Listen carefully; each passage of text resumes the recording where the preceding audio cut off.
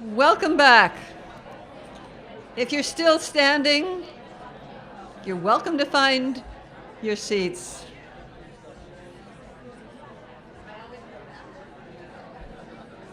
For the past several years, hello. For the past several years, CTRL's and Farron Conference has had a variety of workshops and presentations, but also a cluster of activities, workshops, and plenary speeches that focus on a particular theme. Last year, we looked specifically at diversity and inclusion. Our theme for this year is the transition from a liberal arts education to careers. We have had several sessions this morning, and we'll have more this afternoon, I believe, that focus specifically on this theme.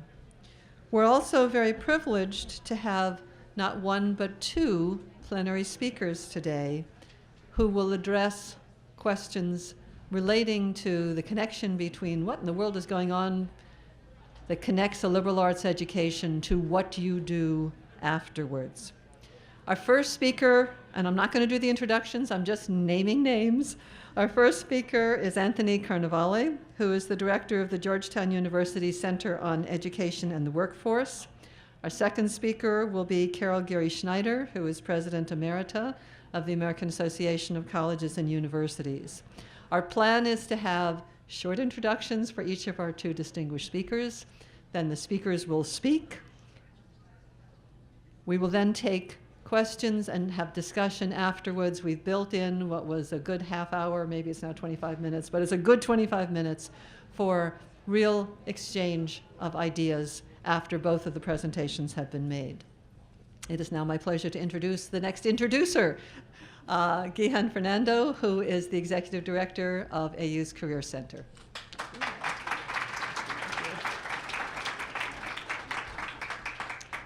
Thank you, Naomi. I'm delighted to have the opportunity to introduce the first of our two keynote speakers, Dr. Anthony Carnevale.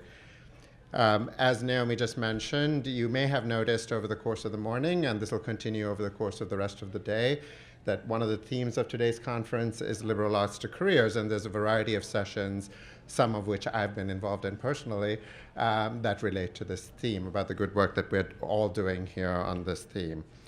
So I joined AU back in 2012, and when I joined the university, I was immediately struck by the strong engagement and commitment of the whole AU community to both classroom and experiential learning.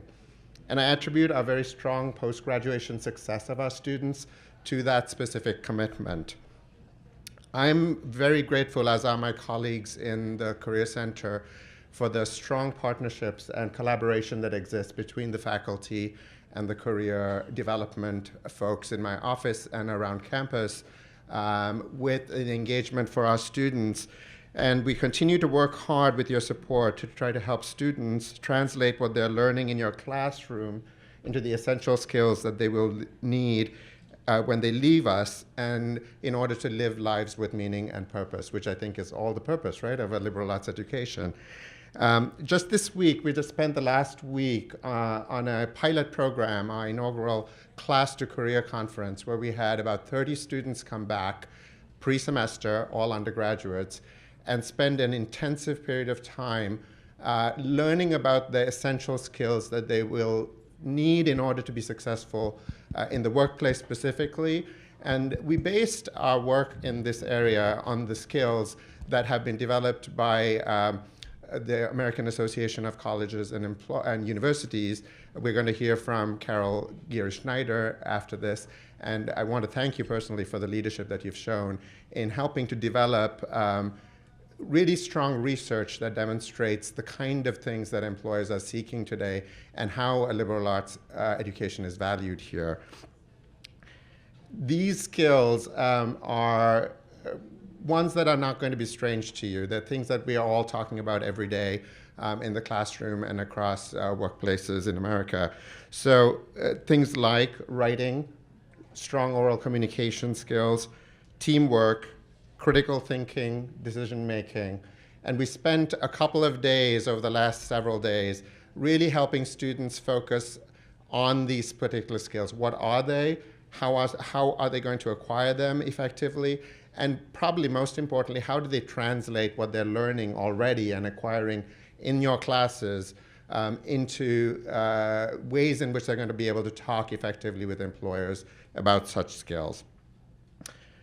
Yesterday, we had a more focused day of career-related preparation, so resumes and cover letters and interview skills, and we brought in, over the course of the last 3 or 4 days, over 20 20 alumni who were able to talk to them and conduct real-life translation again of what's happening out there in the workplace, and conduct mock interviews and so on. We ended the program with an etiquette dinner so that they could learn how to eat effectively in a business setting, as well as keep themselves fed. So with that, I'm really proud that AU provides our students with an environment where they both learn to think deeply and critically, and they acquire the skills necessary for life and work. Dr. Anthony Carnevale, our speaker, is ideally situated to speak with us in more depth about the role of the academy in our society and in the economy.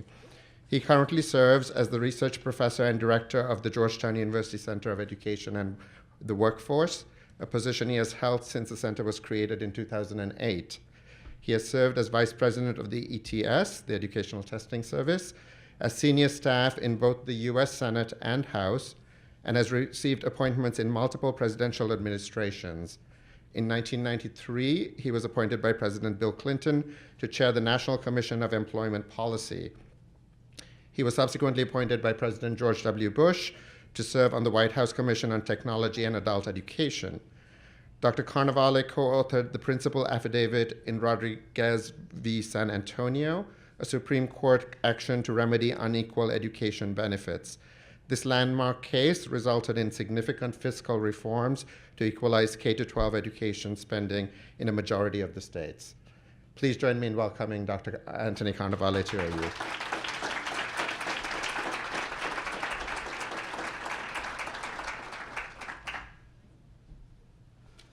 Thank you very much. I want to,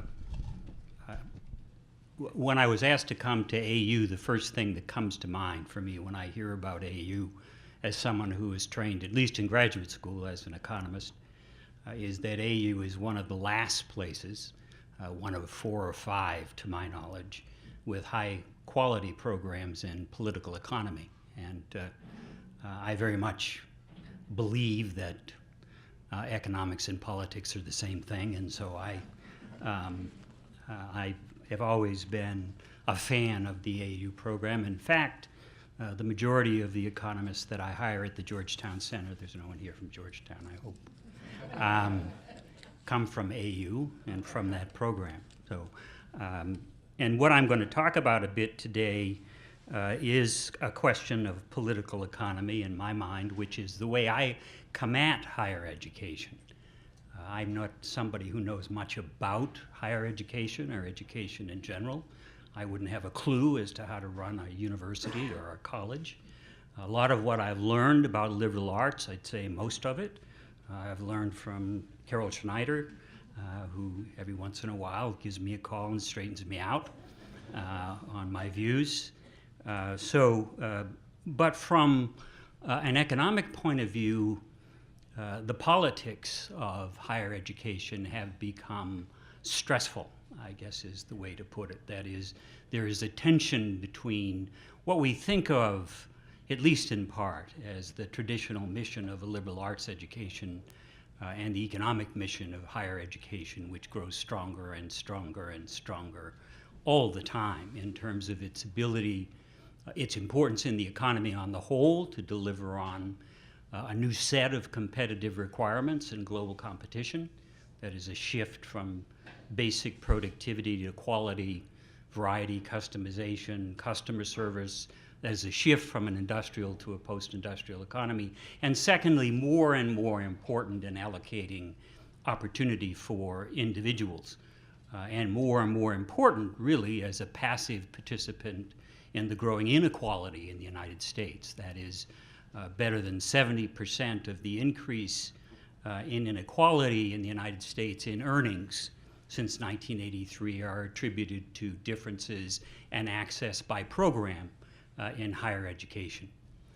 So higher education has fallen into the long-term bargain, in my judgment, between democratic societies and capitalist economies. That is not new. That began a very long time ago, most notably in the mid-1800s to latter 1800s. It was an issue of consequence because both democracy and capitalism were new ideas. There was a growing middle class in Europe. People were struggling with the contradictions between democracy and capitalism. That is, in general, democracy is based on the notion that all lives have equal value and that there is some presumption of equality, always a confusing concept in any democratic society. And what makes it confusing in large part is a market economy. And so in those days, the people who were representative of the market, the new industrialists, the new bourgeoisie, and the people who were the first-line Democrats, small d, in Western history, they had common cause against feudalism in the past. They'd had enough of kings and blooded aristocracies. But at the same time, they had a problem with each other, a fairly deep problem, one we still have. It is essentially the problem in Western societies that we debate eternally. We're debating it again this year.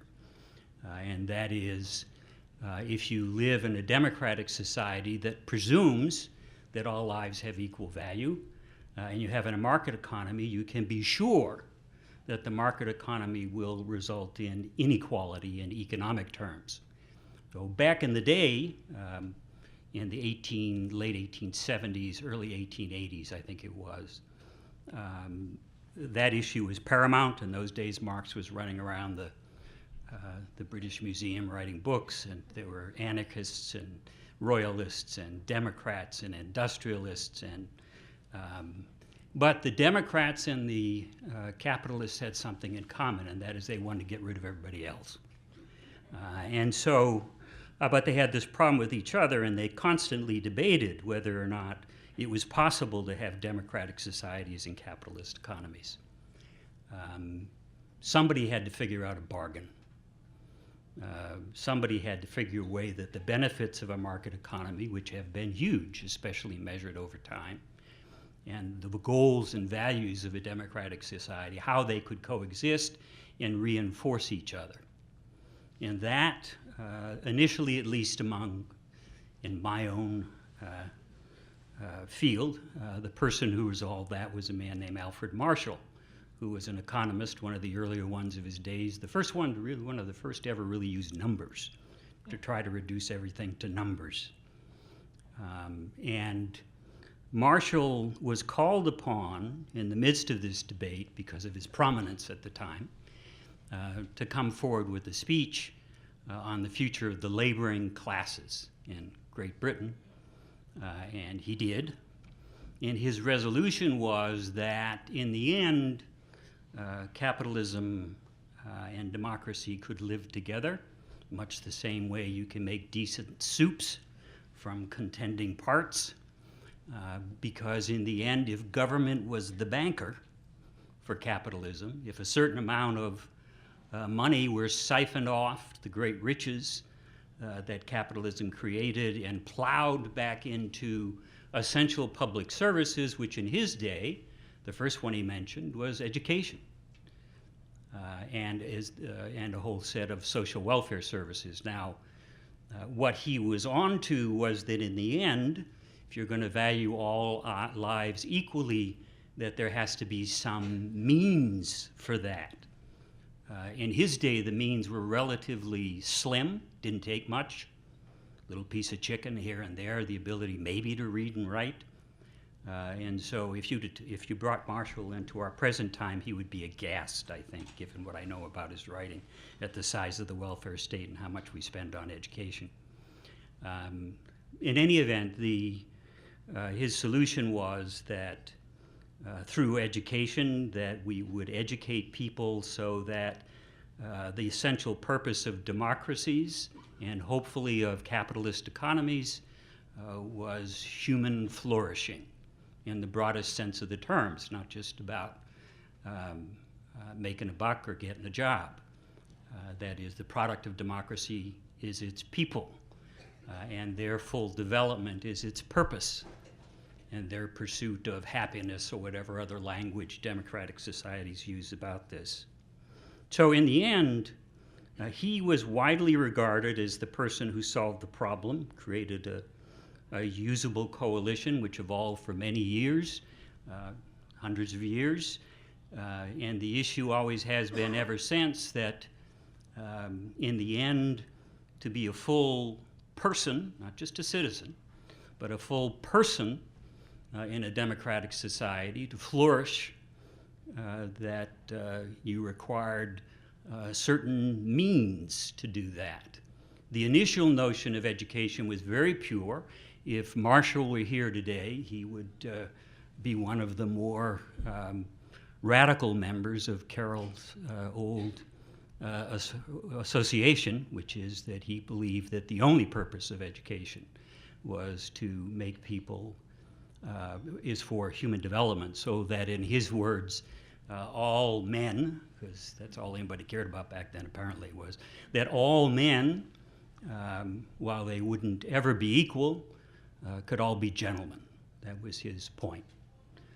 He wasn't much aware or expected that education would have very much to do at all with the economy. People learned their skills on the job, especially in Britain. It took them longer than almost anybody else to figure out that education could be used for economic purposes, because they were trying to hang on to an old aristocracy that basically occupied the higher rungs of the education system to preserve themselves and keep other people out, long before that became an issue or a danger in societies like our own, frankly. So there is there was a compromise. It evolved over time. Probably the next to jump ahead to modern times, which is what I'll spend the rest of my remarks talking about. The most important restatement of Marshall's speech was done by T.H. Marshall, who was no relation to Alfred. Sometime around 1946 to 1952, he began writing, trying to resolve this problem. You got to remember that was a time when the British were ready to throw out Winston Churchill in favor of socialist governments. And in the war, people had said, now that we've put down fascism and maybe communism, although it surged again at the end of World War II, it became the basic issue in trying to, in the case of democratic capitalist societies like ours in Britain and much of the Anglo-Saxon world. But in the end, what T.H. Marshall basically said is what we need to fix this is more of the same, which is we have to have a bargain between democracy and capitalism, and the government's going to have to be even a more powerful banker and regulator of the private economy. That took on well in Britain. They did in fact become socialists. We didn't here. We were doing pretty well. We made a lot of money out of the war. We were doing just fine when the war ended. We didn't have battles about socialism and communism to any extent the way they did in Europe, where these things were real threats. But T.H. Marshall introduced what I think is the conundrum in our times, because he pointed out, and he had no resolution for it, that over the period of time, especially in the 20th century, since Alfred Marshall had spoken, that education had become in cahoots with capitalism. And so that more and more the value of knowledge human capital, the value of knowledge embodied in people, more and more determined their economic prospects. And so education was no longer a neutral arbiter between democracy and capitalism. It was part of the problem. He didn't know what to do about that. He, in his speech, the last half of it is his sort of mourning over that set of facts, and not completely understanding what might be done. In the end, in much more modern parlance, we saw from 1946 through the 1970s, let's say to 1973, it all worked out fine because education was not the principal determinant of somebody's economic prospects. Basically, high school was enough. 2 out of 3 American workers had high school or were high school dropouts, and they did just fine in the industrial economy between about 1946 and get debate about which year, but sometime in the early 70s it started falling apart. Inflation, declining productivity, Germany and Japan, who we've all forgotten about, but who are our arch economic enemies of the 1970s and the nations we greatly feared. So that throughout the 70s, though, to be a blue-collar working American was really a pretty good deal, in the sense that the value of college actually declined in the 70s. The value of blue-collar work actually rose in the 70s relative to the value of college. So that by the end of the 70s, say 79 or so, college, a 4-year college degree was only worth about, the actual number is 39%, but let's say about 40% more than a high school degree or the value of a high school dropout's wage. That's pretty low relative to what we deal with now, which is 80 to 84%, depending on how you count.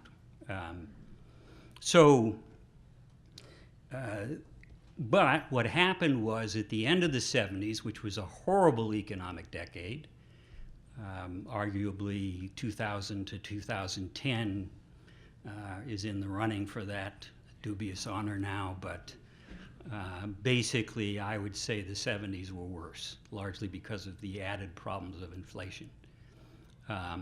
But we didn't know what to do about it, so Jimmy Carter hired Paul Volcker, or appointed him, or however you say that in these systems. And Paul Volcker did the obvious thing, which is if you wanted to kill inflation, you just took money out of people's pockets and they couldn't bid up the price of anything anymore. The way you took money out of people's pockets is you got them fired. So we had a very deep recession in 80-81. It was a policy recession. We did it on purpose. And it worked. It killed off inflation, and that's my sense of this. There's a lot of debate about that. Something killed it off, and I think it was the recession. And thereafter, the argument from the private sector side, or from a lot of economists, was that we would free up capital in America to reinvest and grow the economy again. That, in fact, happened.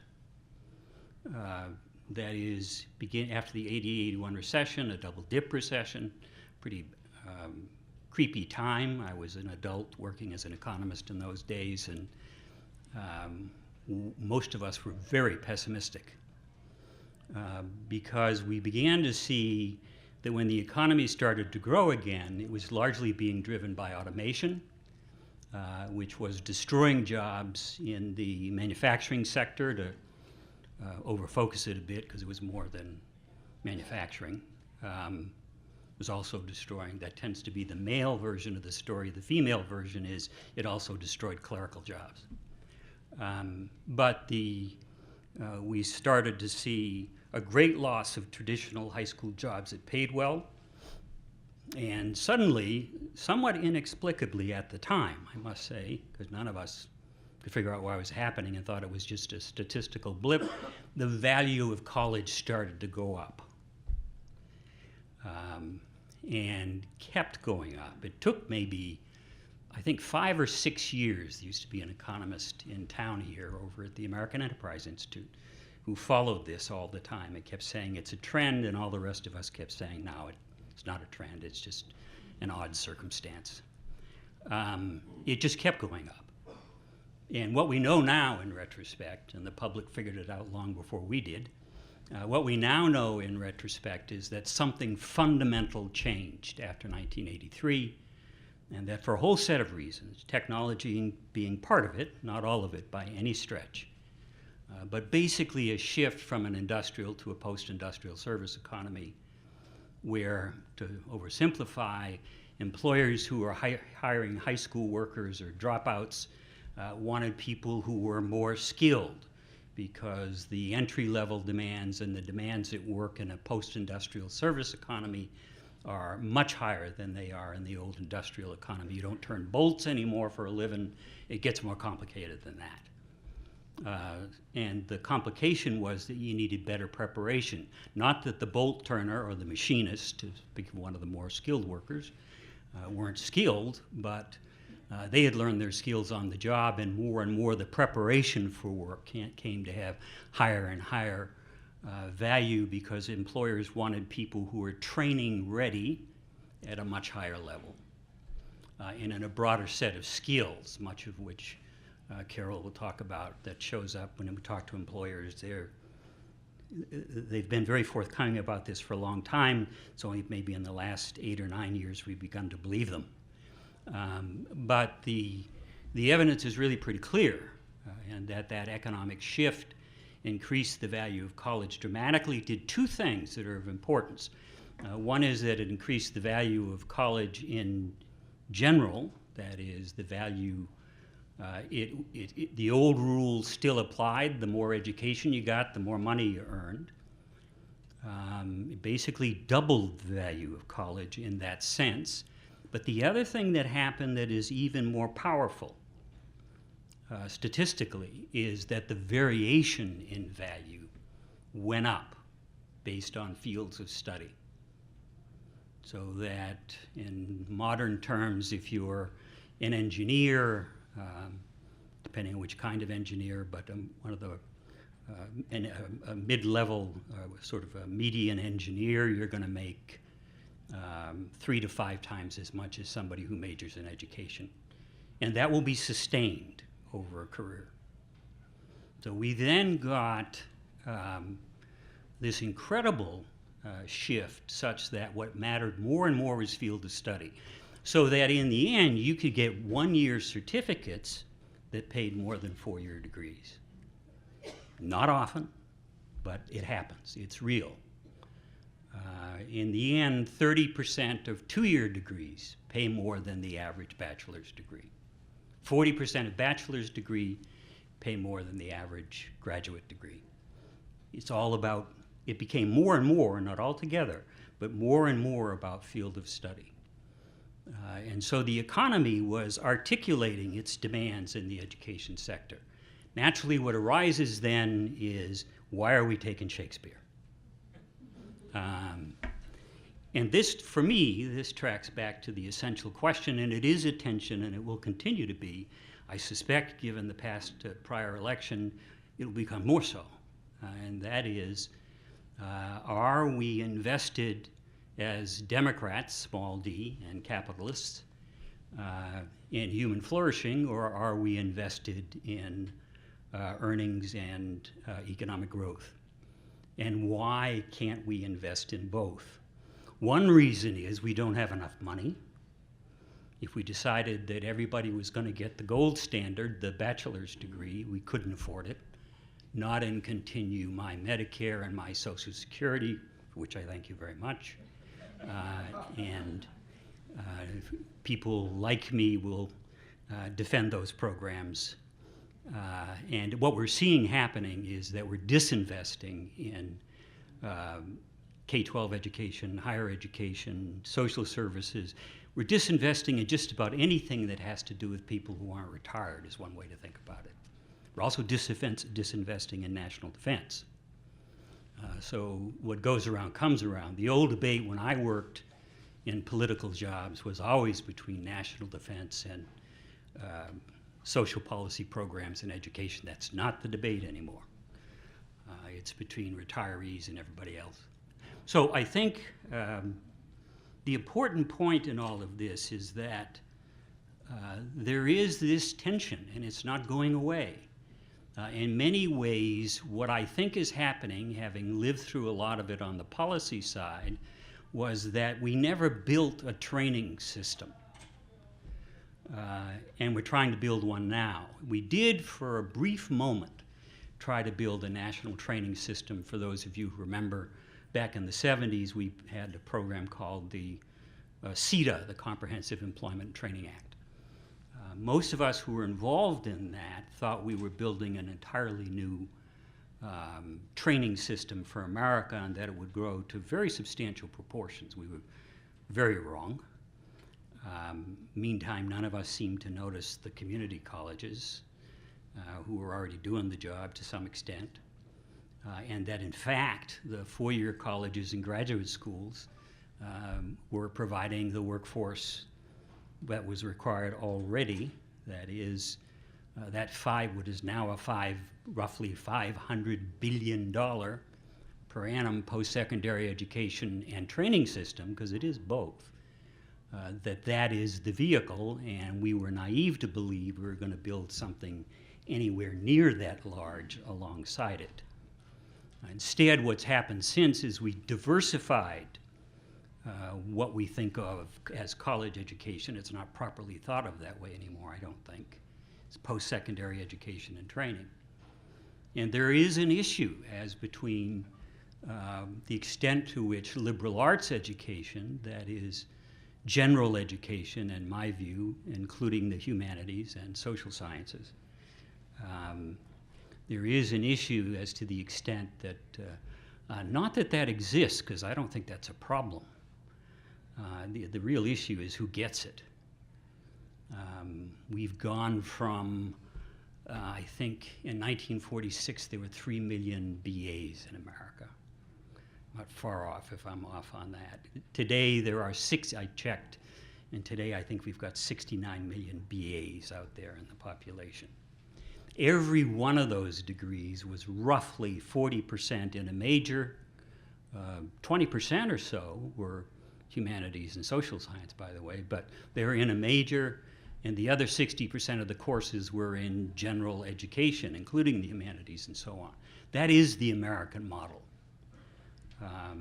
And we believe in the benefits of that model, not just because it makes you employable, in fact, initially not because of that at all, but because it gives you an opportunity to flourish as a human being, which is everybody's right in a democracy and the purpose of a democracy, and hopefully the purpose of a capitalist economy. Otherwise, it has no excuse.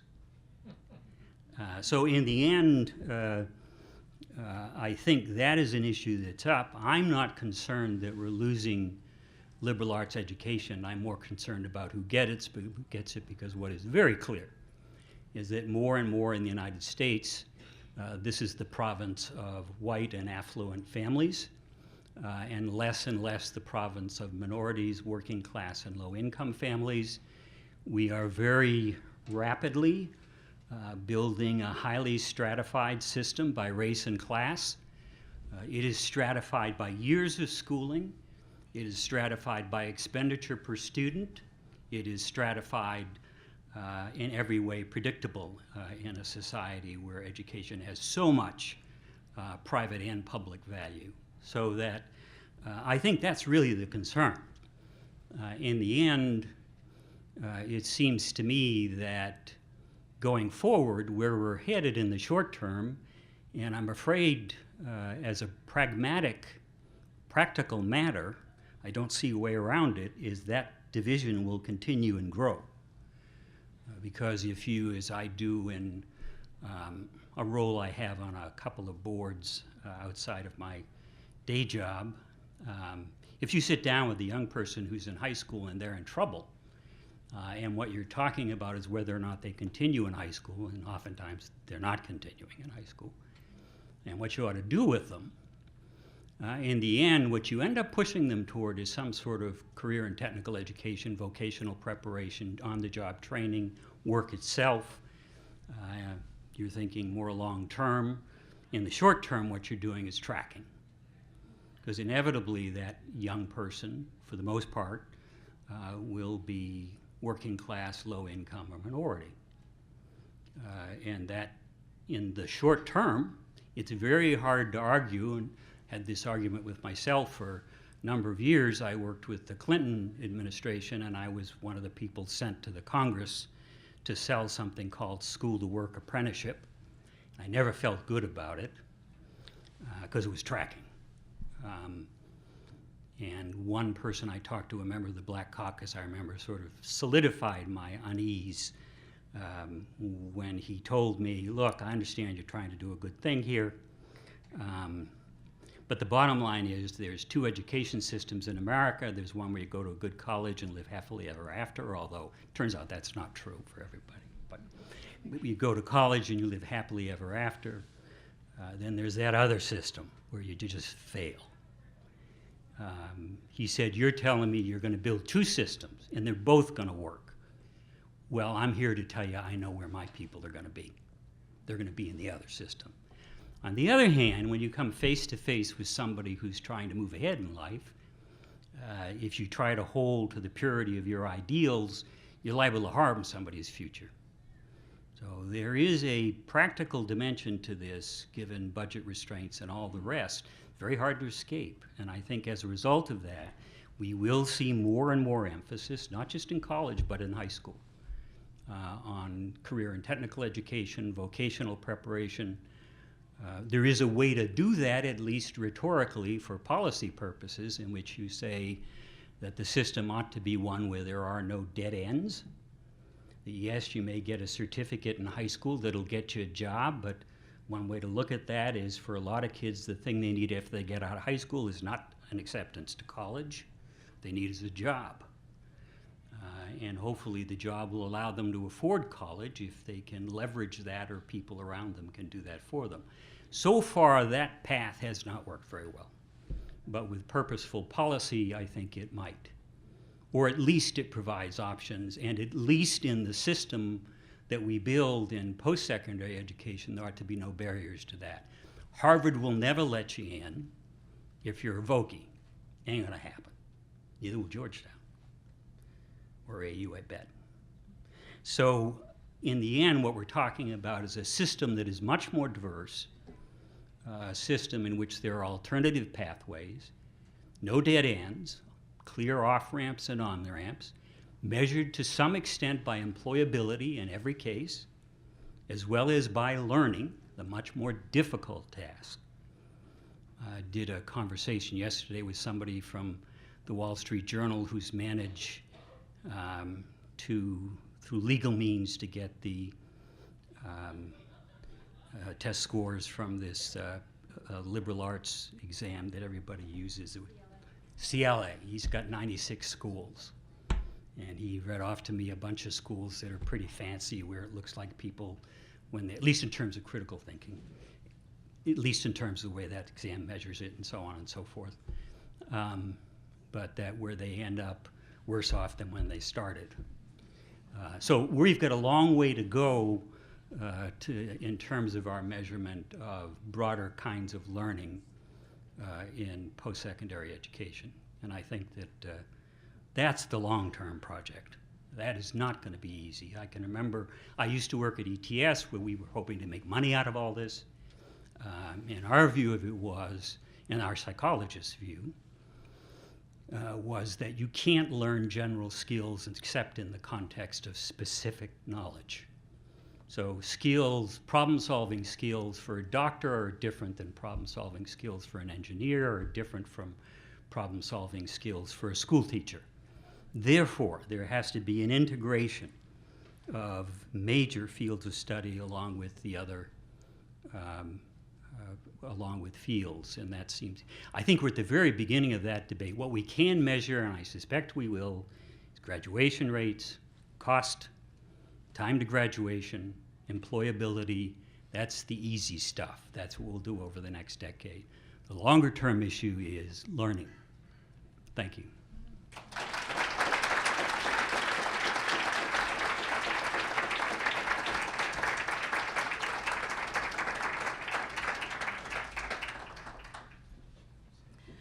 I'm Ann Farron, and I think I'm here so you can see that there is a real person, and that.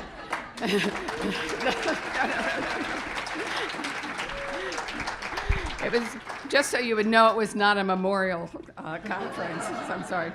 I first came to American University in 1971 as a part-time faculty member, so a long connection here. And I'm delighted to be able to introduce Carol Schneider. You know, it's that time of year when we are looking at the Golden Globes and the Oscar nominees and the Pro Bowl players and the Grammys. And when interviewed, the vast majority of those awardees always say the same thing. This was the culmination of a lifetime, hard work and everything they dreamed of. I am fairly certain that Carol Geary Schneider did not, as a child, set her heart on becoming the most recognized and honored advocate for the liberal arts and high-quality education. But what she does have in common with all the others that I mentioned is passion and long-term hard work. To a great degree, I think her time at Mount Holyoke is what ignited her intellectual passion. She has often told the story of arriving at college with big questions, complex questions about religion, truth, and purpose. I think she may have been a bit dismayed when I said my big question when I went to college is, would I survive? But fortunately, Carol's work at the Association of American Colleges and Universities has allowed her to do both of those things, to ask how those students that come will be able to engage with big questions and how they will survive. And as our student body gets more and more diverse, this is a really interesting question for all of us. But for her, access to college is actually not enough. Making sure they graduate prepared to participate to advance the promises of democracy, that has been a thread through everything that she has written for years.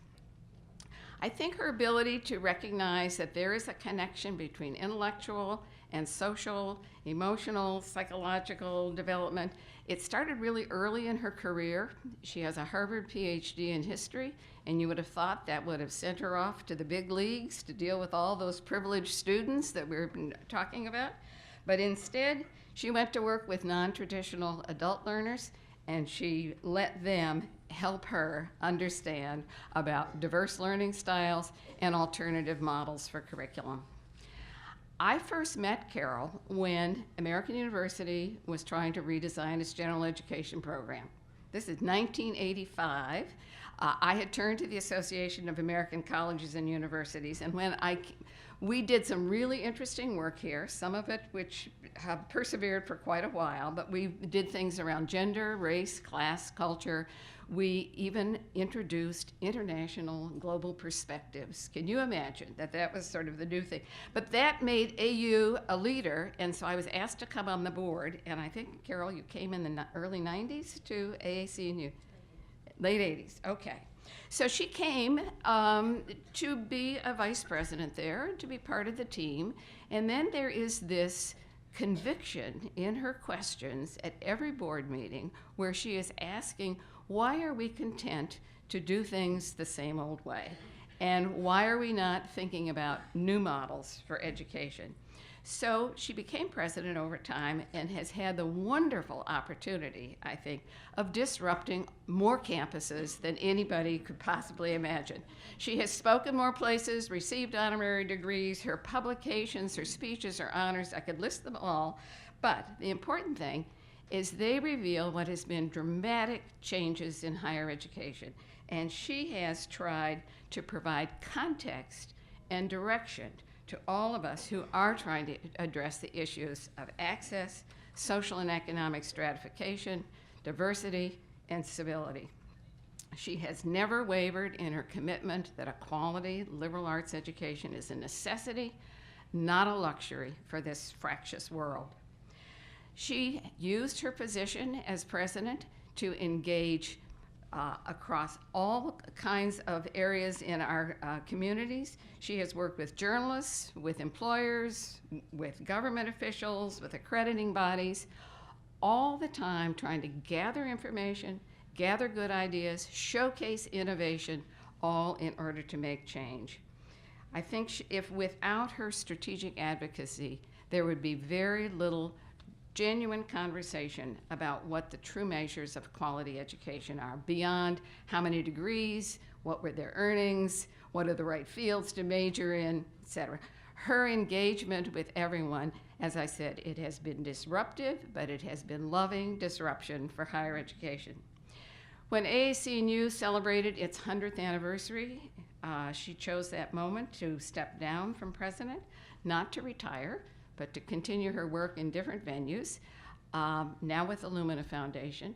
And I have to say, when I was asked if I would introduce her, I was very surprised to find out she would be here, because her usual forum is much more important than this, and there is no honorary degree to give you, Carol, which is what usually happens. So what I really feel privileged to do is to be able to say what was sparked by AAC&U and all those conversations 30 years ago, to really try to wrestle with what quality undergraduate education is. It is still flourishing on this campus. You can see faculty and students who come every year to share their commitment, their ideas, and to really make a difference in our students' lives. So I'm delighted to be able to introduce my friend and colleague, Carol Geary-Schneider.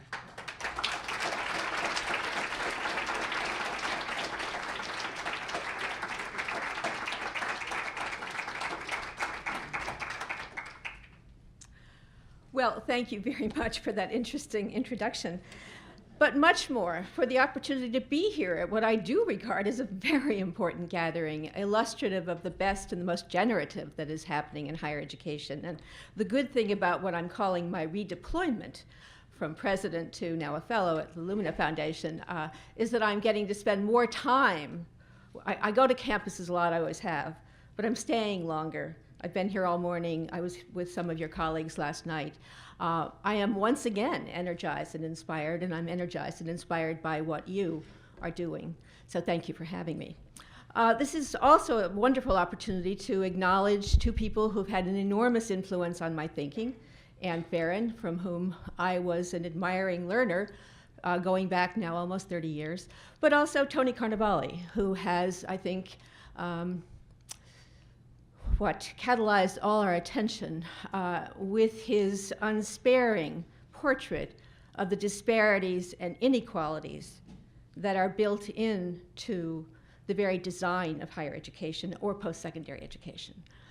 So I want to thank Tony for the leadership and the vision and the determined continued voice that he's giving to what I think of as the effort to make excellence inclusive rather than exclusive. But I do, just as I took a little issue with Anne, this is a very important meeting for me to be here as part of. I want to take issue with Tony as well. Tony has set up a portrait, which is very real, of one system that is designed to provide an empowering, expansive education for all who are lucky enough to benefit from it, and another system that is driving a good many of our students, especially from low-income backgrounds and communities of color, first generation, even returning adults, driving them toward more narrowly conceived voc programs in which liberal education is not the name of the game, getting somebody into the job market or helping them renew their role in the job market. That's the name of the game. So a house divided, liberal education for the fortunate, narrow education for those who are hoping to get something out of post-secondary education that will continue to their future. My good news today is to say we don't have to settle for that, and we have already done the work. You and others like you have done the work to give us the educational foundation of the grand bargain that Tony has invited us to think about. A grand bargain in which even those students who are going into certificate programs or who are in the vocational programs, whether in a 2-year school or a 4-year school, are also getting an empowering education, even as those who come to the kind of school that AU is or Georgetown is or that Mount Holyoke was, even as all of them are getting more help in connecting that broad horizon expanding learning you're giving them to the careers they want to have. We're positioned now to break out of that either-or binary opposition, and we're positioned because of work that has gone on at institutions like yours, and that I have been privileged to observe and try to learn from and to promote your vision as my role, first at the head of a major association representing all parts of higher education, selective and not selective, and now with the Lumina Foundation, whose mission is something they call student success, and where they want to spend more time on the quality of learning that really defines opportunity. So I never know exactly how much time I'm really going to have to speak and how much time you're going to get to speak. And if you're the second speaker, you always have to guess that. So everything I have to say is actually on a page on your tables. And I'm going to spend a certain amount of time walking you through the details behind the argument I've just made, that we are positioned now as a higher education community to respond to the changes in the economy around us and to lead on reconnecting college learning, whether it's in a certificate program or a BA or a BS program, with the needs both of the economy and of our democracy. So, in some ways, my talk picks right up on the portrait of the economy as it evolved after 1970 that Tony was talking about.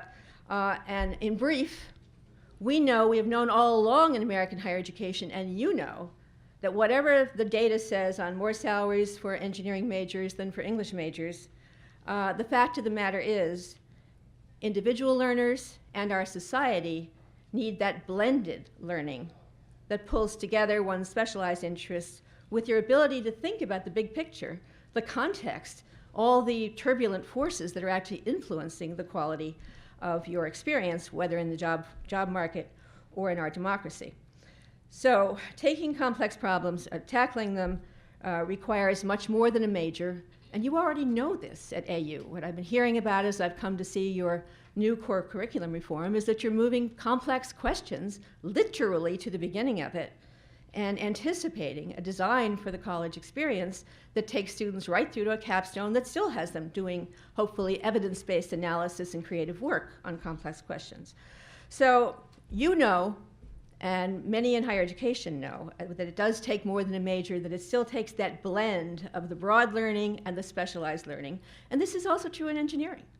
Nobody was faster out of the gate to lead on what they call the T-shaped graduate than the engineering community.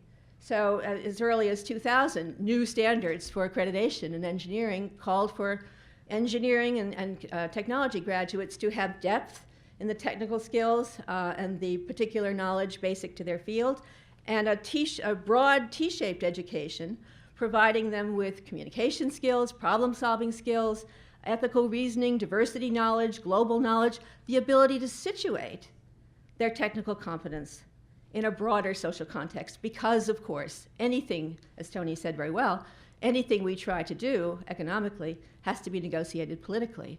So engineers, too, are operating in that intersection between their specialized knowledge and the realities of the world for which they're trying to provide solutions. That's a specific description of a particular field, but it's a broader description of what we have come to know is needed to be well prepared, both for the economy and for democracy. So it takes more than a major, and on the pages 1 and 2 of your handout, I've given you several snapshots. One is of a portrait of the economy as Tony was just describing it. When you started talking about the 80s, Tony, I picked up my chart and looked at it. This is somebody else's chart, but you can see the takeoff in the 1980s in the demand for people who can work with unstructured problems, complex problems, and the decline and devaluation of and declining demand for positions that only work to rule.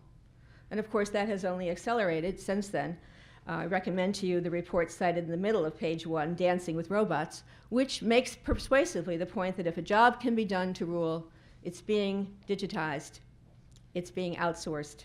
The name of the game for education and the economy in the future will be preparing people who can deal with the problems for which we don't yet know the answer. Complex problems, problems that are, and perhaps will always be, contested rather than solved. From Stanford, on the second page of this handout, I've shared with you a portrait of the difference between thinking about getting students through a routinized set of studies, even those that may involve a form of critical thinking, and the nature of the kind of work you have to do to deal with a complex problem. So in the right-hand column on this page, the problem isn't well defined. There's uncertainty about how we frame it, how we define it. There's ambiguity about that, and in many cases, there's deep disagreement about that. That's what makes it problematic. We don't know, and we don't agree. So we need to create solutions, but you can't do it by looking to the rule book. You need to use the things that have always been central to a liberal or liberal arts education. You need to use reasoned judgment and evidence and risk-taking and courage. You may well be working not within a well-defined field of study, whether it's economics or engineering or education, but at the intersection of multiple fields of study. So just think about the kind of debate we're having now about where we go with inequality in this society and what we make of a world in which those who have been denied access to a broad education have pushed back against a community, a higher education community, political community they see as out of touch. This isn't something you can deal with just in the political science department. This is a set of problems that deal with all the textures and contours of our society. We don't know how to solve it, but we also know that we should. And so in this context, the point of education becomes helping students understand that their role in college is not to learn what we know and apply it, but to develop the wherewithal through the formal and informal, big picture, analytic, hands-on forms of learning that you provide to them so that they themselves can help to create solutions for our future. So that's where the economy is going. Certainly that's where our democracy is going. And that is where leaders, and AAU is positioning itself as a leader in the reinvention of undergraduate liberal education. That's where you're going. So I want to set your work on the core in the context of what I see, this point 2, as the emerging 21st century framework for quality learning and making excellence inclusive. A form of liberal education that foregrounds big picture and cross-disciplinary inquiry, and that also fosters students' active engagement, hands-on learning, experiential learning, research, all the forms of putting students at the center of actually doing their undergraduate work. So on pages 3 and 4 of this handout, I've given you first the way Lumina talks about it, and then secondly, the way AAC&U talks about it. And the real point I want to make is different headlines, different ways of laying out these illustrative pages, but there is a high degree of unanimity between the component elements of a quality degree, as they're laid out on page 3 by Lumina, and the framework for connecting liberal education and inclusive excellence, as laid out on page 4 by AAC&U. So what are the big themes? You don't have to read the whole of page 3 to see that this degree qualifications framework is calling for exactly what you're working on.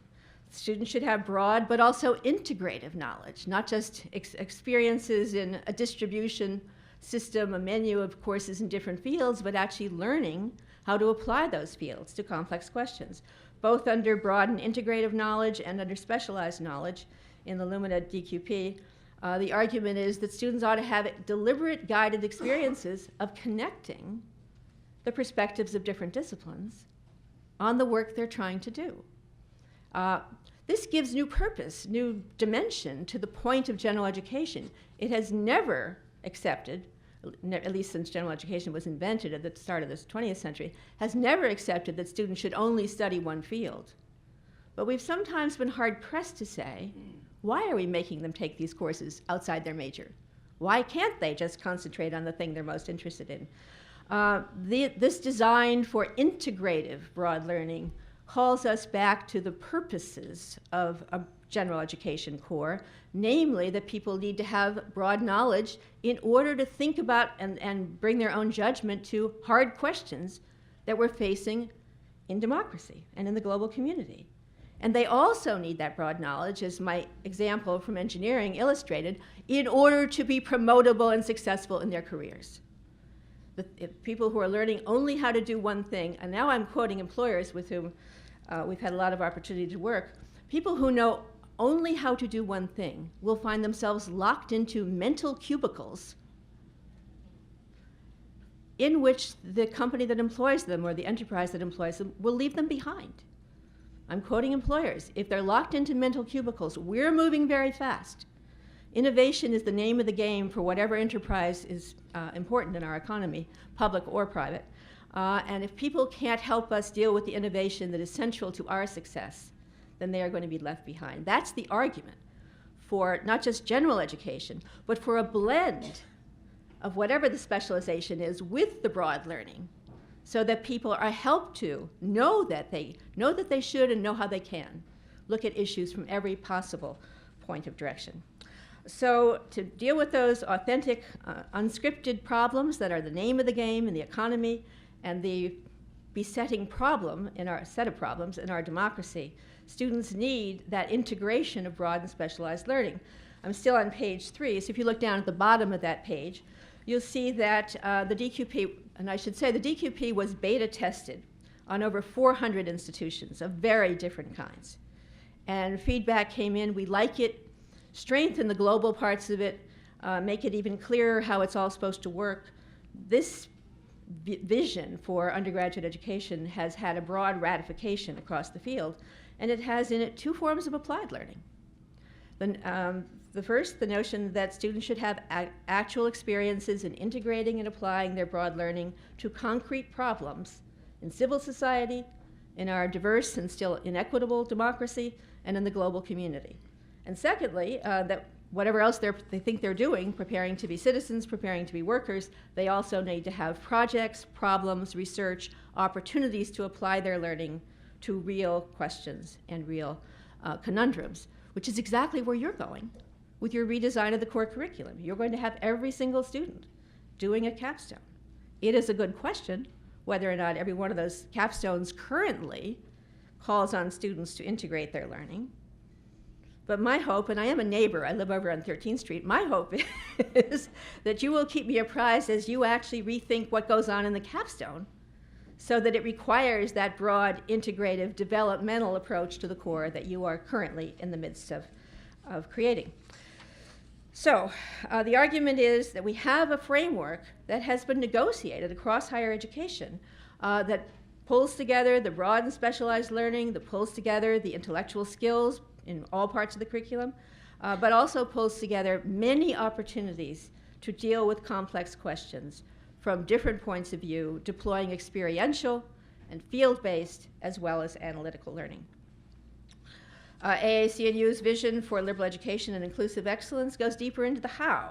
So if you turn to that page, page 4, as several people have mentioned, AAC&U spent a lot of time asking our members, what are your goals for undergraduate learning in the 21st century?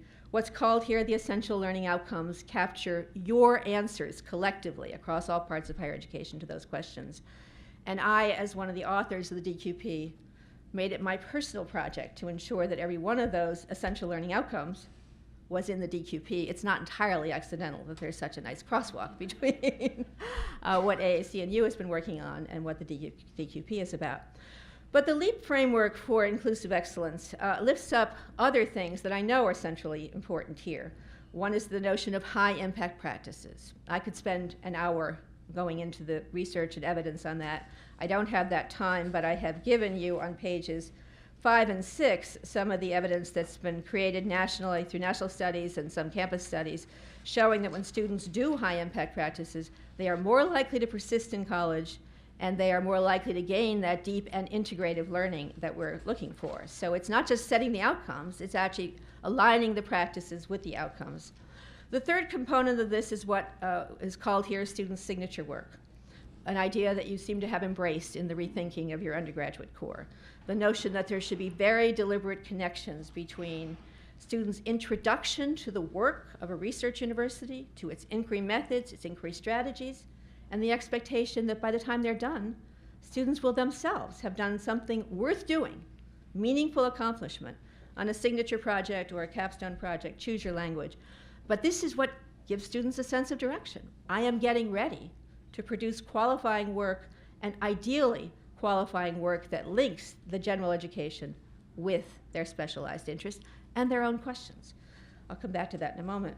The other piece of the LEAP framework is to make it perhaps as clear as possible that you cannot be prepared for a 21st century world unless you have been prepared to deal with diversity productively, respectively, and generatively. So at the bottom of page 4, I've lifted up the diversity components of each of the parts of the essential learning outcomes. So that broad big picture knowledge needs to include deep explorations of experiences, cultures, ways of being, ways of thinking, different from your own. It needs to, and here I think more work could be done on your core, frankly, it needs to develop the skills of engaging diverse perspectives and believing that that is a necessary component of your work competence, your democracy competence, and your personal potential for flourishing. Personal and social responsibility, that there should be explicit attention to civic, cross-cultural, and ethical questions in the curriculum and to the connections between them. Especially, I mean, you're already a leader in thinking and have been since Anne was here, helping with the earlier core curriculum review. You've long been a leader in bringing diversity of many kinds centrally into the content of the curriculum. You're in Washington, D.C. I'd like to see you be a leader in connecting your diversity work with the needs of a divided and deeply inequitable democracy. I'd like to, like to see you lead with that. You will have the new Congress protesting you for the commitment you're making to exploring the varieties of experience and unhappiness in our society. But if you lead by connecting that to the needs of democracy, that you are preparing people who are deeply committed to and able to create generative solutions for a society that has many problems in every front, economic, civic, social, global. That's the argument I'd like to see you making, that you are positioning a set of leaders for a democracy that is deeply in need of new capacity and new capability. So we have the frameworks. We have evidence, which I only have time to glance at, that the kind of hands-on, inquiry-oriented, problem-centered learning that we discuss in thinking about high-impact practices is exactly what is needed to deal with those unscripted questions and to help our students become genuinely competent in the way they are able to transfer learning from the academy to society. It's also the case, and a couple of people referred to this, that employers only want more of this. So on page 8 and 9, I've given you 2 snapshots of an abundant amount of research that was commissioned by AAC&U it was done by Hart Research, focus groups, 5 national surveys, syntheses with other people's national surveys, crosswalk with things coming out of Gallup's study, all of them showing exactly the same thing, that employers want more emphasis on all the areas of learning I've been talking about. That's page 8. The broad learning, the intellectual skills, the personal social responsibility, but the integrative and applied learning too.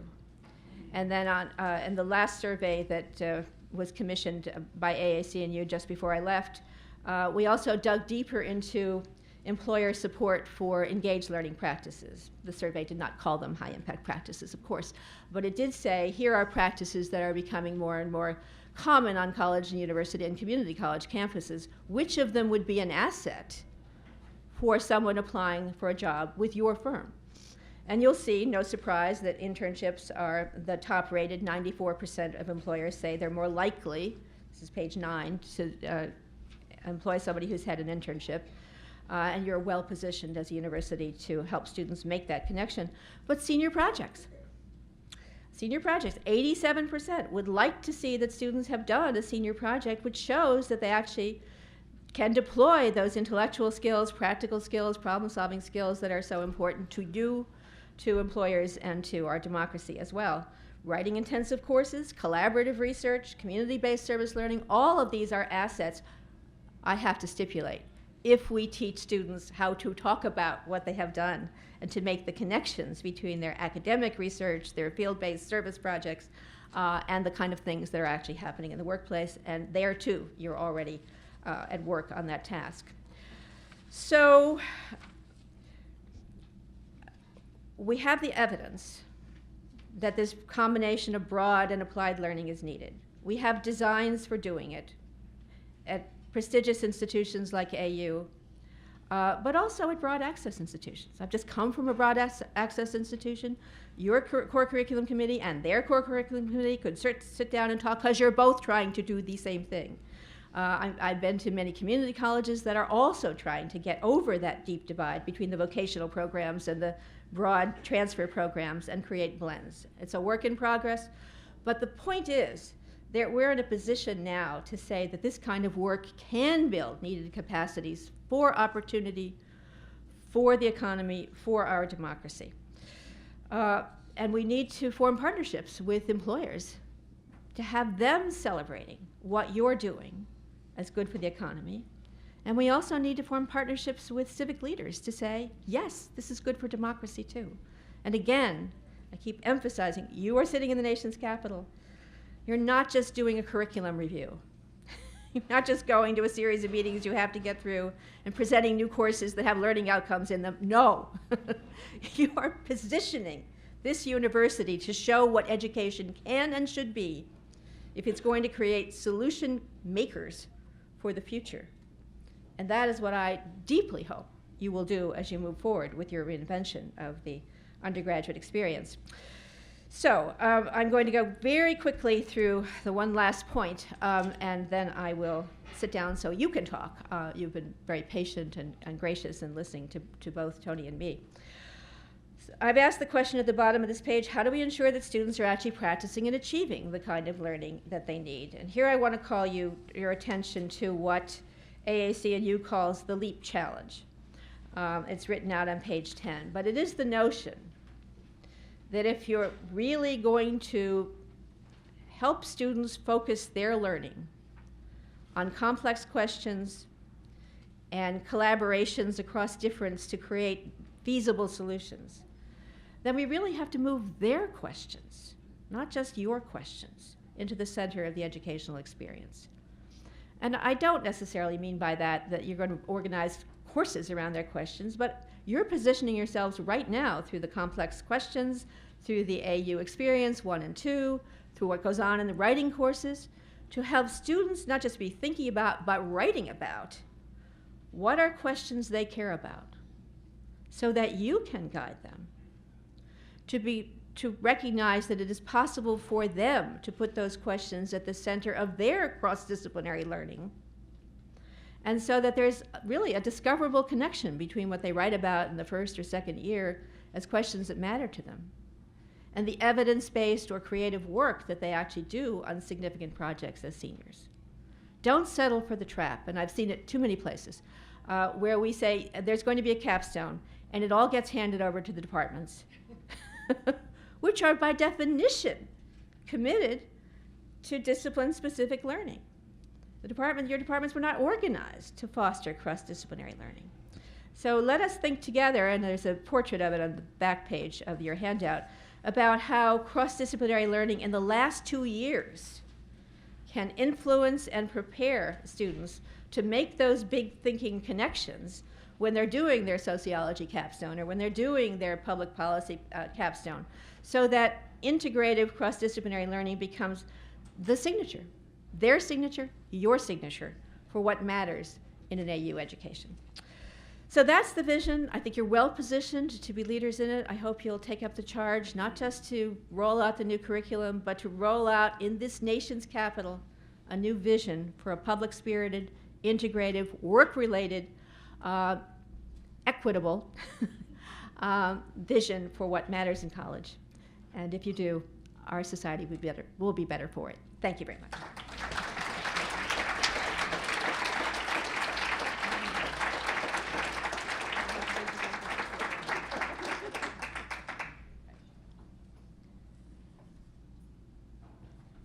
What a set of things for us to think about. Tony, could I ask you to come forward? You can have chairs if you'd like. If you'd rather sit, it's okay. We have microphones for people who would like to ask questions. Here are 2 people. I don't have to run the question and answer. It's all yours. And we have 25-ish minutes. Okay, good, great. Here, let's put this in the center so we can both lean in. So why don't we just take turns acknowledging people? There's a person right here with her hand up. Tell us who you are. I can yell. Carol Avile. Use the mic. Everyone move your chairs in 2 inches. Boy, would this be easier for bringing mics. Carol Avile, Dean of the School of Professional and Extended Studies, and thank you both for your contributions. I think we all give you a hearty yes, yes, yes all the way through.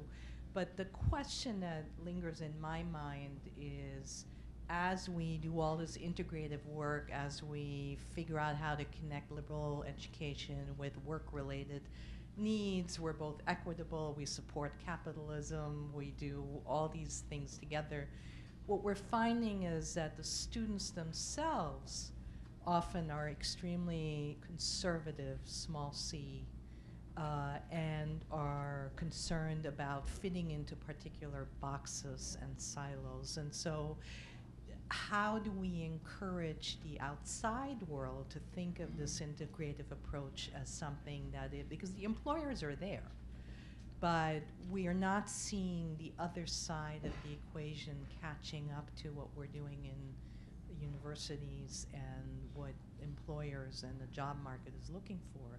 How do we get them to take the risk of being integrative, of crossing disciplinary boundaries, and of recognizing that they will in fact be rewarded for doing that when all of the career paths tend to be, you know, can you be the best, can you climb the corporate ladder, can you climb the legal ladder, can you go for tenure in your department, however it works. So how do we make that happen from both sides?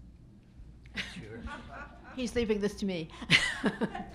I sat through the report out on the pilot run of the complex problem-solving courses this morning, and it was illuminating to be reminded one more time of something we have known for nearly 4 decades, which is that when students are arriving straight from high school, they are likely to be thinking in right, wrong categories. You're the authorities. I need to know. Tell me and I'll write it down. And if you refuse to tell me, if you insist on holding back on the answer, I will believe you're holding out on me. There's actually research that shows exactly that. It takes a curriculum. But as I'll say again what I said before, I truly believe that we are underusing employer partners as voices for this. I think an employer saying in front of your first-year classes, we don't want people who are locked into mental cubicles. We want people who can think about complex problems. We're fueled by innovation. If you looked at the survey data on the bottom of page 1, that was a little snapshot of all the employer surveys are up on AAC News website. You have only to go to the front page and link into them and get more detail than I can give you. But overwhelmingly, employers are saying that these complex problem-solving skills are what they are looking for. So you just have to keep at it. But it won't be done in one course, and it won't be done in 1 year. It takes a while for a light bulb to go on. But I'll say one more thing as an educator. When we connect what we're trying to do with a question that is real to a student, a question they're thinking about, the chances of moving that transformation in their notion of what they're up to ahead, I believe, will accelerate dramatically. When something matters, you can see its complexity more than when you're working on a school problem that may matter to the faculty member but not necessarily to the students. So we have to find a way of getting their questions centrally in and helping them see that this is going to create opportunities for them to be better at something they deeply care about. Our job is to take, I was just with a bunch of students in Missouri earlier this week, and I asked them how many of them had ever had a discussion at this large institution about the purposes of their education. And I also, they assured me, was the first to inform them what the purposes of the Corps were. So we could do a lot more, and I don't just mean orientation. I mean again and again, revisiting those purposes until they take ownership of them. Tony, you want to find something? My answer is I don't really know. I mean, I come from my experience base is there's 3 ways to get people to do things. You can make them do it, and what I hear is change the curriculum. You can bribe them to do it, use the employers, And you can show them how, that is, model that behavior. But that's a formula I learned in legislative environments, not in education. So. Hello. Hi, I'm Andrew Taylor. I teach in the Department of Performing Arts, Arts Management, and I guess I'm curious about much of what you described, these were fabulous, thank you, by the way, is really cognitive rational development, and I'm wondering how you perceive sensory, aesthetic, embodied, inner, some might say spiritual. Is that part of what is our job, or is it really just to train brains and then sooner or later they figure out they have bodies too? In the interest of time, I skipped over page 7, which is looking at the processes involved in developing people who are in fact good at cognitive analytical reasoning, the processes involved in helping people to negotiate difference and collaborate in creating solutions. Previously, people have looked at these circles, which Lee Kneffelkamp, whom some of you know, and I developed quite a while ago, and said, we need one for the creative aesthetic. So I invite you. Draw your own circle. I don't pretend to be an expert on how we foster aesthetic and creative sensibilities, but I do believe we do need a third circle, and I'd be delighted to learn from you. So. Scott Bass, my question has to do with, or first the statement is I believe that we will wrestle with curriculum and we will indeed arrive at a place that would very much follow what you have said, what you've demonstrated, what AAC&U has laid out. Every one of the categories of the earlier AAC&U we check off, we go through, we discuss for now a number of years, and these take years of institutional commitment. We are really there, but we will wrestle with it. We will never arrive. Success is never final. We're always struggling, and we'll always revise. That's the nature of what always we're trying in the to do. making, always incomplete, yes. Love it. That's exactly where we are, and folks around the table know that we really mean that. But the second part, which is more of Tony's statement about the divisions in higher education, which have become quite real, is I'm curious, and what we've experienced in certainly the last decade, has to do with a reimagining of access, and that it's not just in our institution. It is become more and more apparent to leaders in higher education as who's been left out, and it's not based on talent, it's based on money. Right. So what we have done, and I believe others, whether they're shamed into it, obligated to do it, or choose to do it, is that we have taken well over $100 million of our own resources, which 80% at one time went to merit awards to very talented students. And over time, we have now committed 80% of that money to students, to provide, to low-income students who are talented. The only barrier they have is that they're not admitted because they can't afford it. Right. Is providing 100% of their need. There are now 90, well, sure more than 90 institutions that have pledged to meet 100% of need. My question is one of a structural view of higher education, and what does that mean? Is there a movement both in public and private higher education to recognize our broader responsibility to society is to provide access to talent, not just those who can afford? Do you want to get in? Well, I go back to Macomb. The industrial organization of higher education is such that it's not going to do this. That is, it makes no economic sense from the point of view of an individual institution.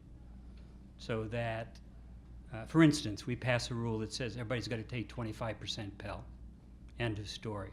Then you got to fund that, because there'll be an issue immediately about who can afford to take 25% Pell. One answer is that I just looked at the top 140 colleges in America, which on average underspent their budgets by several, I think I'm talking about 60 to 70 million per annum. What was the carryover at AU? Okay. So there is number one, to say the money isn't there in the selective colleges is not true. The money is there. A lot of the money goes to tuition discounting, which is an attempt to divide up the American middle and upper middle class. And then the only way I see, that is, you have to shift money out of tuition discounting into need-based aid. That's suicide. If you're in a system that is driven by reputation and ranking, that is, the real growth imperative is reputation and ranking. You can find niches that work otherwise, the Maine Maritime Academy, the good community college, all that sort of thing. But the industrial organization of higher education is all wrong for this mission. It's an elitist system. And arguably, that's not a bad thing. I mean, you can make one of my favorite economists who never agrees with anything I say, but she's very smart. And I don't ever like to get in public. And who is that? I'm not going to say. But her point. In case I ever organize another panel. Her point is that there is a public interest in that system. I would challenge her to prove to me with data that that's true. There is a presumption in American higher education that putting all the smart students, all the high-priced professors, most of whom don't teach very much like me, all of the best dorms, and to put all the money down in one place, and there is some net public benefit. No one has ever demonstrated that, and people have tried. To the contrary, the literature says it's about the test scores, not putting all those kids together. Although a kid with a lower test score or same test score who goes to a more selective institution where they spend more money per student has a higher chance of graduating. So I think the industrial model, which is nobody's fault, that is the higher education system, this is the way it has built itself, or we have built it. With good reason. We wanted, at the end of World War II, we were looking for another scientist to make a rocket that could hit Moscow. So you wanted all the smartest mathematicians at MIT. So, I mean, there are a lot of reasons why it is like that. It may be that we've come to a point at $500 billion a year and more than half the kids going on to college that we've got to think of a system that's more socialized, to use a word that's not popular these days. Let me jump in on that too, because as the head of an association that was both large and literally half public and half private, I've had to think a lot about the public part of this. 80% of college students are in public higher education. They're in community colleges, they're in four-year public research universities, they're in regional institutions. And there's a huge amount of work going on in all those places to use data analytics to help to figure out where students get lost. I just heard a presentation yesterday from Georgia State University, which, as you may know, has completely closed the gap between its low income, its Pell eligible students, graduation rates, and everybody else. And they're doing that by identifying triggers analytically that show that a student is getting off the path, and within 48 hours, apparently they look at their data every night, within 48 hours of a student ringing one of those bells, the advisor has reached out to find that student. So it can be done. It is doubtless expensive to do that. But the point I want to make is, what's your role in this system which is so tilted toward public higher education? You have the opportunity to be collaboratories for democracy. When I was in Missouri, I was informed, not for the first time, but probably for the 20th, that the legislature, in the interest of supporting transfer, is busy trying to lock in the old form of gen ed as content survey courses. Whatever you took in the right categories, they'll transfer, no more questions asked, that you're trying to get out of. So public regulation is holding back needed innovation in the service of the kind of learning we've been talking about. You don't have that kind of regulation, but it is up to you to be showcasing what students can actually do when they aren't locked into a form of gen ed that is the latest thing in 1909.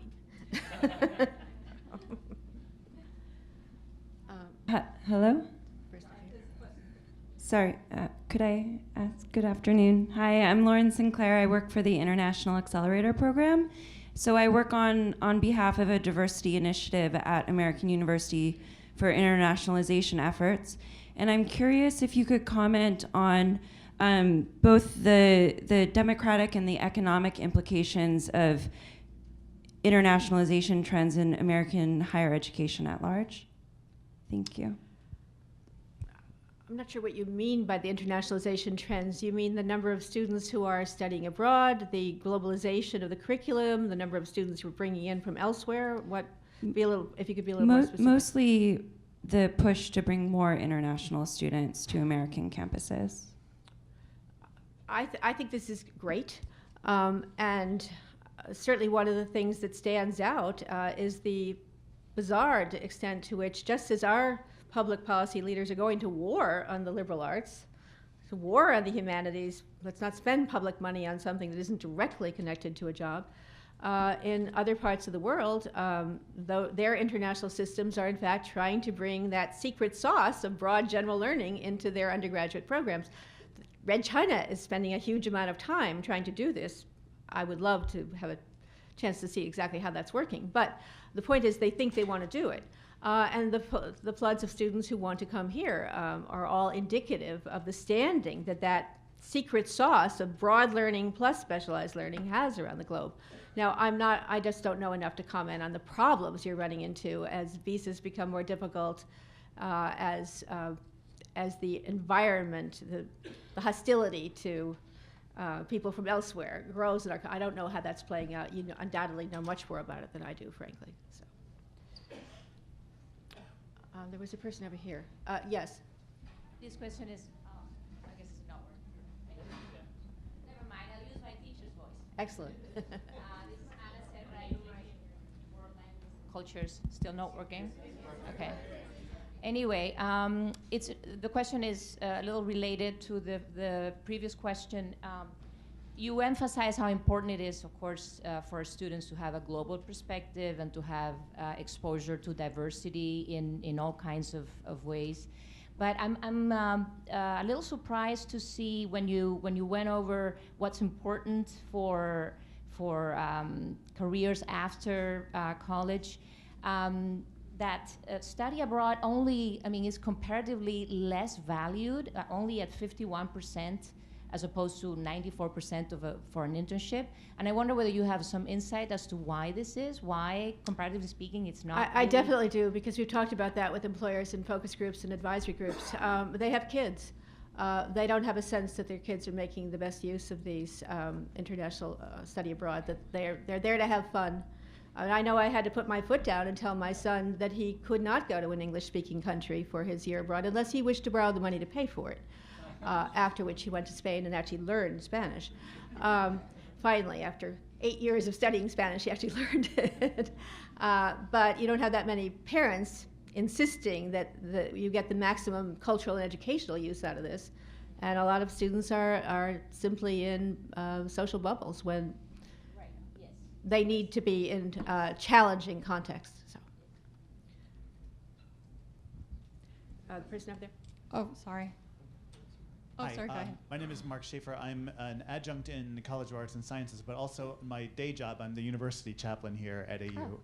And much of what each of you is saying strikes me as a values-centered approach, that the both and of democracy and capitalism, of trying to embrace the both and rather than the either or, and the translation of what we're learning into some constructive external engagement with the society are values-centered. And so I guess my question for you is, as I guess the person who runs the values office on campus, is how, in your experience with other institutions, how have you seen offices like mine contributing to the educational mission to do exactly the kind of thing you're recommending that we do for the good of the Republic, but also for the good of our students? Are you working in your office with Ibu Patel's International Youth Corps? Not directly. We do have our own interfaith efforts on campus and so on. Yeah, because most of what I know about this area I get from my colleagues. In this case, I'm thinking about a young Muslim scholar and leader who has seen that religious exploration should be the next generation of diversity exploration, that most of our early investments in diversity were more attentive to race, class, gender, et cetera. And that, in fact, given the world we're in, understanding the faith perspectives, the value perspectives of people for whom their faith commitments are the deepest source of power and priority. That needs to be part of what we mean by a liberal education. So there's a lot of work going on I gather, coalitions of campuses to try to connect the values inquiry to religious inquiry in a multicultural way. And you may well be doing that here, I just don't know. But I think you're absolutely right that, and this is where the current dominance of economists in all of our public dialogue does distress me. Because economists go for what can be counted. And as we all know, the future of our democracy depends on things that require more than counting, much more than counting. They require listening, they require caring, they require a deep sense of your responsibility to do something about this problem, for which we don't yet have metrics, but which nonetheless is a problem. So absolutely, this is values-centered. Hi, my name is Jennifer Steele, and I'm in the School of Education. I study education policy. My question is about information gaps that affect kids even in middle school and high school in thinking about what are these pathways. Because when you talked about these two systems, Dr. Carnevale, I think not every child wants to go to college or is going to find fulfillment in that traditional pathway, and yet we have not created good alternatives in that second system since the 1970s, as you described. So, and I think this also happens in college as well. I think kids don't actually know about differential returns to blue collar and white collar pathways, and we've really assumed that they have this information which exists in government databases, but which we don't teach very well. And I just wondered if you both see that information as part of the solution to this problem. I don't. Yes, part of the solution, but I think the solution is much more difficult than that. That is, in 1983, literally the year when the college wage premium took off, I think that was the same year we had A Nation at Risk, the report from the Education Department, where a fine politician named Terrell Bell fixed it so Ronald Reagan couldn't kill the Education Department by making education a national crisis, which is a brilliant piece of work. But in the end, what we did in '83 is we threw away the other paths. And we did it for very good reasons. And the reasons were that there was this one college track. Then there were not just another one, as I related before. There were 2 or 3 other tracks. They were all not so good. They were sexist, racist, all kinds of things. So there was illiberal. They were. We quite rightly said, enough of that. Every kid in America, we sort of implicitly said there was one meeting down the road here, down south, and then there was a meeting every 3 years between the president and every big name CEO and governors and so on. What we essentially did as a nation is commit to the notion that every child, every young person in America would get a solid academic, largely abstract education through high school. And we basically dumped voc ed. I think it's pretty clear now that that was too much of a good thing. It wasn't a bad thing, it was a good thing. But it was too much of a good thing because we now have one pathway in America, and it's high school to Harvard. And if you don't do high school to Harvard, you're out of luck for a lot of kids within a few miles of here. So there got to be other ways, including high school to becoming a technician to then going to Harvard or whatever, but I doubt that's going to happen. But in the end, it seems to me, everybody has figured this out. It's become a political issue. There's going to be a push to move. Voc ed got such a bad name that it had to leave town and change its name. It became career and technical education. So it's coming back in high school. There's a lot of support for this. The trouble with it is politically, and it may not happen, because people will stumble on tracking, and they won't be wrong. It is tracking. So there's a dilemma here.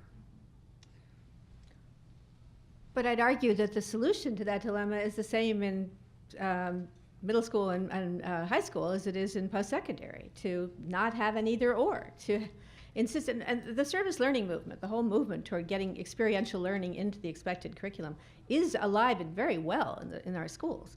I don't know about the state of internships, but I do know about service learning. So we have the opportunity now to insist that we're talking about learning and doing braided. But we need leadership on that. We need leadership to say that the German model of good quality apprentice training for some and university for others is not what we need in the world's leading democracy. Not now and not ever. So I think we're about to get the hook. I hate to do this, but you two might want to sit down after a wonderful, inspiring presentation.